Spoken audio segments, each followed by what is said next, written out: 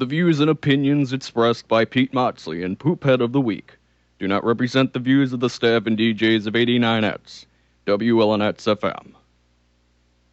It was a very chilly Thursday night 3 days after Christmas. A 58-year-old man was about to go out with an old friend of his and have a few drinks to celebrate the end of another year. But before he set out to drink, he had to drop off his 10-year-old son at his sister's house in the country to watch wrestling. Because even with good cable TV, you still had to go to your furthest relative's house to pick up UPN. As the friend of the old man runs into the pick-a-pack to buy a huge case of Miller Lite, the 10-year-old kid aloofly tells his dad, not even 20 minutes before he's dropped off at his sister's house, "See you later tonight, if you're alive." 9 p.m. arrives, no sign of Dad. 9:10, 9:15, 9:30, still no sign of him, so the kid's sister has to drive him back home.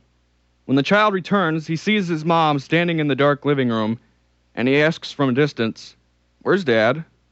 In tears, the mother says simply, "I don't know."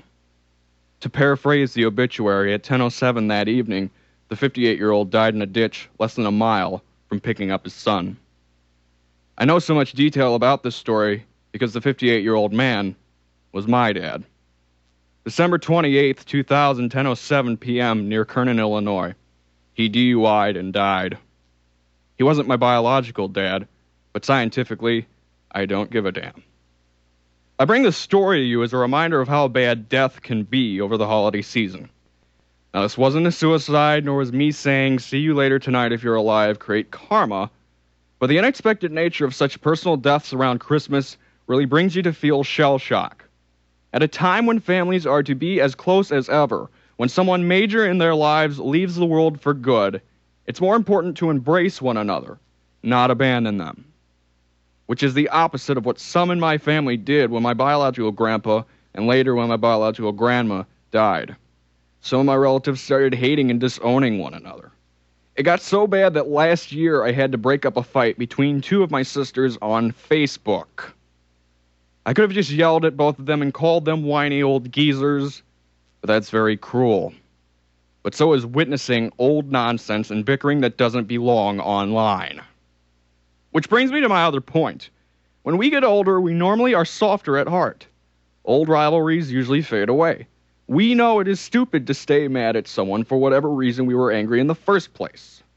So here's a tip. If you're angry or bitter at or about someone, you must talk it out with your enemy, or you must shut up and forget about them. Plain and simple.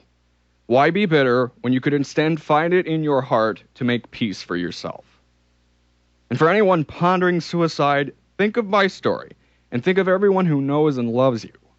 Think of the consequences that will result from your actions, and find it in your heart to learn to love, or at least like, your surroundings and the people close to you.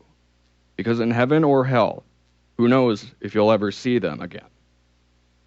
Happy holidays, I hope.